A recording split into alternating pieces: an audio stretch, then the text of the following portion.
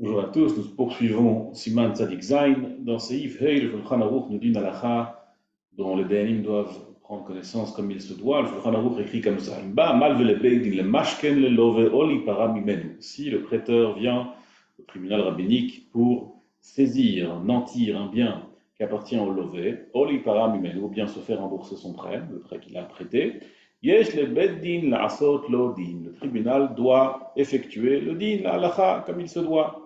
Velo yomru, et ils ne diront pas ploni ani ve'enlo, ce monsieur-là, misken, il est pauvre, il n'a pas de quoi rembourser, ou ploni ashir ve'en tsarichlo, et le prêteur, il est riche, qu'est-ce qu'il a besoin d'argent, il peut se débrouiller sans. Et là, en merachamin badin, on n'a pas pitié dans le din, ça c'est un lachon du Rambam, duquel il faut prendre connaissance comme il se doit. C'est vrai que Israël, rachmanim de rachmanim, on a pitié, et il faut avoir pitié. Aval, dans le din, ein merachamin badin, on n'a pas pitié. Si on est là pour un bedin, pour faire un din, alors il faut faire ce qu'il faut faire. Et même si c'est vrai qu'on a tendance à, si on a quelqu'un qui est riche 1 million, et face à lui on a quelqu'un qui n'a pas un sou, et l'autre il est là pour un prêt d'une somme qui n'est pas très importante, on a envie de lui dire, ça va, laisse-le. Omer Rambam, ein merachamin badin, c'est comme ça, c'est la halacha. Et tout ça c'est écrit dans le pasouk, une dracha dans le sifri, c'est écrit Kakaton, Kagadol, Tishme'un. Rashi il explique là-bas Kakaton, Kagadol, que ce soit un petit ou que ce soit un grand. On ne va pas dire puisqu'il est grand, alors on ne va pas l'écouter, parce qu'il a de l'argent, donc on n'a pas besoin de l'écouter, il n'a pas besoin de son argent. Et la maille, Ein Merachamin Badin, la halacha elle est claire et il faut agir, même si c'est vrai que parfois c'est contre intuition, c'est contre tout ce qu'on a appris, qu'il faut être Merachem. Badin, il n'y a pas de Rachamim. Le Shulchan Aruch écrit dans ce Vav, et cette fois-ci on commence à apprendre Ilchot Mashkon. Qu'est-ce qu'on peut saisir? Qu'est-ce qu'on peut saisir? Comment est-ce qu'on peut saisir? Alors tout d'abord, le Shulchan Aruch nous enseigne une halakha qu'on apprend d'un pasouk. Il y a écrit comme ça: Im bale mashkeno shelo bishat alvaato. Si on vient prendre un mashkon, pas au moment de la halva. Alors petite introduction. Dans un mashkon, lorsqu'on veut nantir un bien, il y a deux options de le faire. Soit on le fait bishat alva au moment du prêt, ou soit on le fait plus tard. Généralement, quand on le fait plus tard, c'est quand il y a une crainte qui s'éveille chez l'emprunteur, chez le prêteur, pardon, que l'emprunteur ne veut pas rembourser sa dette. Alors il veut vite saisir un bien de peur que, au moment de la halva, il n'y a pas forcément eu une raison de craindre, mais ou peut-être il y a eu, peu importe. Mais en tout cas, au moment de la halva, on a établi les règles, on a dit dès le départ que je vais lui prêter de l'argent à condition qu'il me nantisse un bien, qu'il me donne un bien que je pourrais saisir en cas de besoin. Tout d'abord, la halakha simple, c'est que Bishat Alva, on peut faire ce qu'on veut. Il n'y a aucune restriction. Ça, c'est rapporté dans le Tour, au nom du Roche, que au moment de la halva, en vérité, je peux prendre tout ce que je veux. Alors, qu'est-ce que ça veut dire tout ce que je veux versus quoi? Alors, on va apprendre d'abord qu'est-ce que je ne peux pas prendre chez le Bishat Alva, et on va comprendre donc qu'est-ce que cela signifie que Bishat Alva, je peux faire ce que je veux. Tout d'abord, le Shulchan Aruch parle dans ce Vav, d'un mashkon, chez l'obishat alvata. Donc on parle d'un cas où Reuven il a déjà prêté à Shimon. Somme, au bout de quelques mois, il voit que Shimon il rentre en difficulté financière. Reuven a donc peur que sa dette ne sera pas remboursée. Et donc il veut commencer à saisir des biens chez Shimon pour pouvoir s'assurer que la dette lui sera remboursée. Omer Shulchan Aruch halakha numéro 1. Lo yemashkenenu hu be'atzmo. Lui n'aura pas le droit de saisir un mashkon. Si c'est lui-même qui est venu saisir un bien qui lui appartient, il a transgressé un lave. Quel lave il a transgressé? La Torah nous dit comme ça: tu ne viendras pas dans sa maison pour être à la avot avoto. La avot avoto signifie saisir un avot, saisir un mashkon, saisir un bien qui pourra assurer sa dette. Pourquoi? Parce que la Torah nous a interdit cela. Et quand la Torah nous dit l'otavo el beito, c'est l'avdavka el beito, et là où a dit qu'il n'aura pas le droit de lui saisir un bien même quand il marche dans la rue. C'est pas forcément que le monsieur, quand il est dans la rue, quand il est dans sa maison, pardon, je n'ai pas le droit de toquer à sa porte et de lui prendre son canapé. Non, c'est pas de ça dont il s'agit. L'otavo el beito, l'avoto, c'est que je n'aurai pas le droit de lui saisir quelque chose de force, peu importe le lieu géographique où le lové se situe. On apprend encore une halakha de l'otavo el beito, qu'on va voir tout de suite. Mais en tout cas, halakha numéro 1, le malvel lui-même n'a pas le droit de saisir un bien qui appartient au love. Alors qui est-ce qui va le faire? Ela, Omer HaShulchan Aruch, Beit Din Yishlechu Lo Shlucham. C'est le tribunal rabbinique qui lui enverra un shaliach. Ve'af Shlucham Lo Yikanes Le Beito Le Mashkeno. Et ça, c'est la halakha qu'on apprend des mots du pasuk Lo Tavo El Beito. Même le shliach Beit Din, qui a le droit de saisir un mashkon de chez le lové, il n'aura pas le droit de rentrer dans sa maison pour le faire. Le shliach Beit Din n'aura pas le droit de toquer à sa porte, de rentrer de force et de prendre un mashkon des mains du lové. Alors comment est-ce qu'il pourra le faire, puisqu'il a quand même un problème technique, il n'a pas le droit de rentrer dans sa maison? Et là, qu'est-ce qu'il va faire? S'il trouvera quelque chose qui lui appartient dehors, en dehors de sa maison, ça arrive. Il a laissé son vélo, sa voiture, peu importe ce que je peux prendre. En dehors de sa maison, je peux le prendre. Veyesh leshliach beidin likacha mashkon miyad halove bizroa venotno lemalve. Et une fois que le shliach beidin a trouvé quelque chose qui appartient au lové à l'extérieur de sa maison, il peut le prendre de force et le donner au prêteur. Ça, c'est la Gemara qui nous enseigne que même le shliach beidin n'aura pas le droit, la Gemara de Bava Kama Yud Gimel, que même le shliach beidin n'aura pas le droit de rentrer dans sa maison, c'est seulement s'il trouve quelque chose à l'extérieur, et comme ça, le Shulchan Aruch, il a tranché.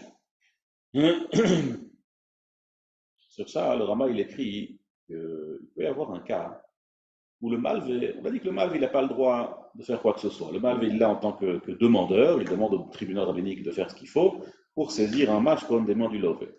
Qu'est-ce qui se passe dans un cas où le malvé dit « Moi, je ne vais rien faire, ne vous en faites pas. Je veux juste rentrer, faire l'inventaire des biens que le lové il a, c'est légitime. Je veux rentrer moi-même, faire l'inventaire, voir ce qu'il a. Est-ce qu'il a des meubles de valeur? Est-ce qu'il a des bijoux?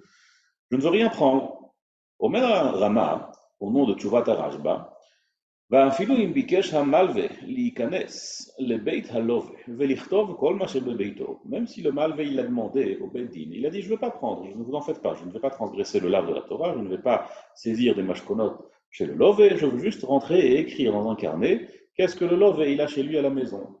Omer Harama, ein Beit Din niztakino likanes lebeito klal. Le Beit Din ne l'écoute pas et ne le laisse pas rentrer dans la maison du lové. Par contre, le Beit Yosef, il écrit, comme ça il écrit aussi le Darkei Moshe au nom du Rambam, que bien que c'est vrai que le malvé, il ne peut rien faire, pas rentrer dans sa maison, ni pour saisir, ni saisir en dehors de la maison, parce qu'on a vu quand même en dehors de la maison, c'est que le Shliach Beit Din qui peut saisir. Il ne peut même pas rentrer dans la maison pour faire un inventaire de qu'est-ce que le malvé, qu'est-ce que le lové possède, qu'est-ce que l'emprunteur possède. Quand même, on met à Rambam, מחרימין על הלווה עד שיוציא כל אשר לו או שיביא כל אשר לו בכתב לבית דין.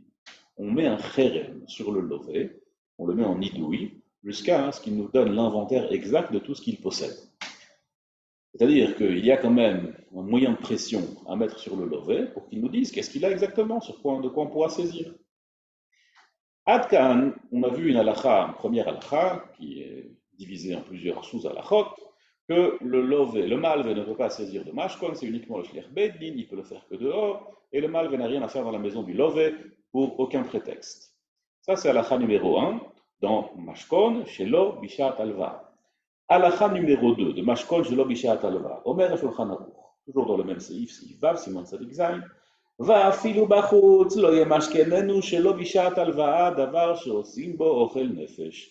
Même à l'extérieur, ce que le shliach beit din a le droit de saisir des mains du lové, c'est uniquement quelque chose avec lequel on ne fabrique pas ochel nefesh, de la nourriture nécessaire. Quand on dit de la nourriture nécessaire, alors il y a le pasuk de la Torah. Le pasuk de la Torah, c'est lo yachbol rechaim ve nefesh, lo yachbol rechaim va rechev, ki nefesh hu chovel. On n'aura pas le droit de saisir rechaim, donc un moudoir. Va rechev, c'est la pierre avec laquelle on moud le blé. Qui nefesh ou chovel. Elle prend un langage très poétique, parce qu'en faisant ça, c'est comme si il moud l'âme de la personne qui a emprunté des sous, parce que maintenant il ne pourra plus faire fabriquer son pain. C'est terrible. Et donc la Torah nous interdit de prendre un rechaim varechev, des kelim avec lesquels on fait ochel nefesh. Alors, bien que la pashtout de la Torah nous parle de rechaim varechev, rien d'autre. Mikol makom, le tour, il a étudié que quand la Torah nous dit rechaim varechev, c'est l'avdavka. Et là, c'est kol kli ochel nefesh. Tout ce qui est ochel nefesh, tout ustensile avec lequel on fait de la nourriture. Aujourd'hui, ce serait un four ou une plaque de gaz. ou toute chose avec laquelle on fait de la nourriture, ça, c'est quelque chose qu'on n'a pas le droit de saisir, qui nefesh ou chovel, parce qu'en faisant ça, c'est comme s'il abîmait, il blessait l'âme de l'emprunteur, parce qu'il ne pourra plus se faire à manger.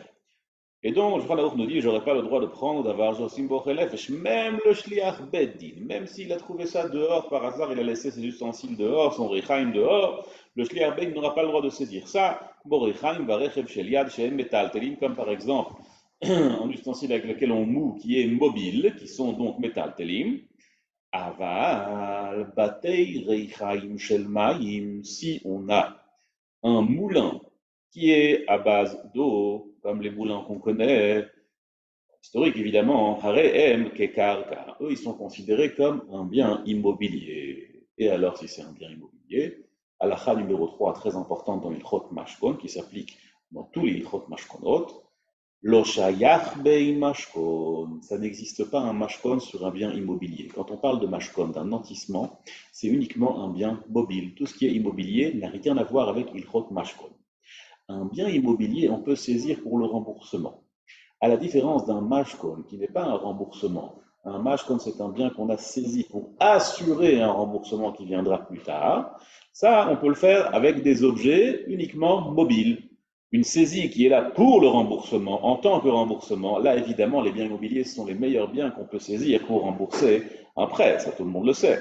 Gvia c'est shayach, mais un mashkon c'est shayach que dans un bien immobilier, mobile. Et là, dans un karka, comme par exemple les batailleries Chaim Shel Maim, un moulin à eau ou un moulin à vent historique comme vous connaissez dans les photos, celui-ci, lo shayach bei mashkon, ça n'existe pas un mashkon là-bas parce que c'est un bien immobilier. Et la gouvaïna, kishar karkaot, bien sûr, on peut le saisir une fois que le bed aura écrit un verdict comme quoi je peux me faire rembourser par cette personne-là, je pourrais lui saisir ses biens, et forcément, évidemment, les biens qu'on peut saisir le plus facilement, ce sont des biens immobiliers puisqu'ils vont bouger nulle part. Mais un mashkon, je ne peux pas saisir. Un beddin ne peut pas faire un mashkon, ne peut pas faire un nantissement qui est là pour assurer un remboursement sur un karka, sur un bien immobilier. Dans la foulée de cette halakha, c'est rapporté comme ça. On va voir plus tard qu'est-ce qui se passe dans un malvé que bien que la Torah lui a interdit de saisir un mashkon, lui, il a transgressé le lave, il a saisi un mashkon. Est-ce que le mashkon, il est valable ou pas? Ça, on va voir plus tard quelle est la halakha. Ici, on voit déjà un avant-goût de cette halakha. Le Shulchan Aruch nous écrit Mikol Makom, Im malve atzmo nichnas le beit hareichaim venatal reichaim ha'elyona. Le malve, il est rentré, il a transgressé le lave, chas v'shalom, et il a pris la pierre supérieure du reichaim, du moulin. Au barzel, ve'hasovev, ve'agalgalim, toutes sortes de composants de ce moulin. Une fois qu'il a démonté une partie du moulin en question, ils sont déjà considérés comme des métaltelim. Une fois qu'il a commencé à démonter le moulin en question et il a saisi des différents composants de ce moulin, c'est considéré comme des biens mobiles, même si c'est vrai qu'à la base ça vient d'un bien immobilier. Et donc ça acquiert maintenant le statut de bien mobile. Et on va voir par la suite que lorsque le malvé, il a quand même saisi des biens mobiles, la saisie, elle est valable. C'est pas que maintenant le bédine lui dit ah, t'as saisi à tort, t'as transgressé le lave, rends-le tout de suite. Non, il a transgressé, mais maintenant le match qu'on est dans ses mains. Il aura évidemment des comptes à rendre au ciel, mais pour l'instant, le mashkon il est valable. Et donc là aussi, le mashkon il est valable, il a saisi ce qu'il a saisi, et ce sont des biens mobiles, sauf que ce sont des biens avec lesquels on fait ochel nefesh. Puisque ce sont des biens avec lesquels on fait ochel nefesh, il devra lui rendre des chat melacha, il devra lui rendre au moment où on a l'habitude d'utiliser ce moulin. Tout ça, c'est basé sur un imouk Yosef, dans Daf Ayin Amud Aleph de Dafé Arif, qui donne cette halakha que même s'il a pris un composant d'un moulin qui est un karka, ça acquiert maintenant le statut de métaltelin, le métaltelin de Ochel Nefesh, qui devra lui rendre au moment de la melacha. Et donc tout cela, c'est uniquement dans un mashkon chez l'obishat alva, au moment où, bien après la alva, l'ovi est venu, alors là on commence à me dire, c'est pas toi, c'est que le shliach beddin, c'est pas dans la maison, c'est que dehors, ce ne sont pas des, on peut pas faire avec des ochel nefesh, on peut faire uniquement avec des kilim she'en osim bahem ochel nefesh, ce n'est pas sur des kalkaot, ce n'est que sur des métaltelin, toutes ces halachot là qu'on est en train de voir.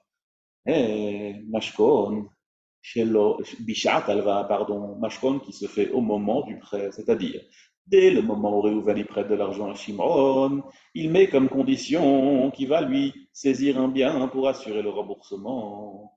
Là, on peut faire tout ce qu'on veut.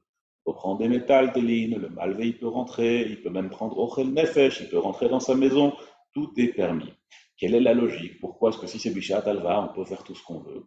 Tout simplement, nous dit le Roche, parce que Bishat Alva, c'est avec l'accord, l'acquiescement du Lové. Puisque c'est avec son accord, c'est comme si c'était un mecher, c'est comme si c'était une vente. J'ai le droit de vendre ce que je veux. Si j'ai envie de vendre mon moulin, je vends mon moulin. C'est pas parce que c'est Kelim Shirsim Mochel Nefesh que la Torah va m'interdire de vendre un moulin.